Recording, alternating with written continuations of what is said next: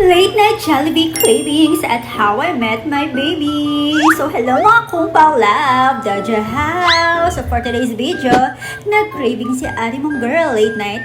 Nagutom at syempre, Jollibee ang target. Paano ba naman? Sobrang lapit lang kasi ng Jollibee sa amin at favorite ko rin siya. Alam nyo ba, isa pala sa reason bakit napamahal ako sa kanya, because yung first meet namin, nag-cravings talaga ako ng Jollibee.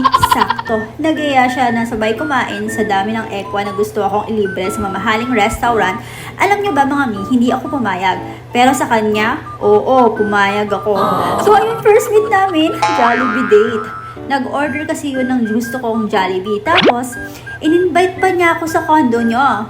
Mahilig talaga yung mga ekwa na yung mag-invite sa condo eh. Sobrang linis ng kwarto niya, na-amaze ako sa kanya. Mukha siyang mabait nung nakita ko siya. Ayun, kahit hindi ko talaga siya bet nun, gusto ko lang talaga makalibre ng Jollibee nun. Tapos napansin ko rin, parang first time niya talagang nag-enjoy siya kumain ng Jollibee kahit napipilitan lang siya, kahit plastic siya. Sumabay siya sa akin, then parang ang saya lang, na-feel ko yung family. Kasi ang tagal ko nang kumakain lagi mag-isa. Tapos ayun, natuwa ako kasi may kasabay akong kumain. Pagkatapos, binigyan niya pa ako ng pamasahe, o diba? Tapos, sabi niya, baby, mag-ingat ka. At doon nagsimula, nung tinatawag niya ako ng baby, inaangkin niya akong baby, nagugulat talaga ako. Pagkatapos nun, ayun, simula, nag-chat-chat na kami, tapos ilang araw pa na nakalipas bago ulit kami nagkita. Lagi niya ako kumusta ako, kumain na ba ako ng Jollibee?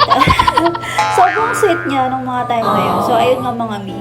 Nakwento ko lang talaga yung babaeng nag-craving sa Jollibee sa madaling araw. Malapit na magmadaling araw na yun eh.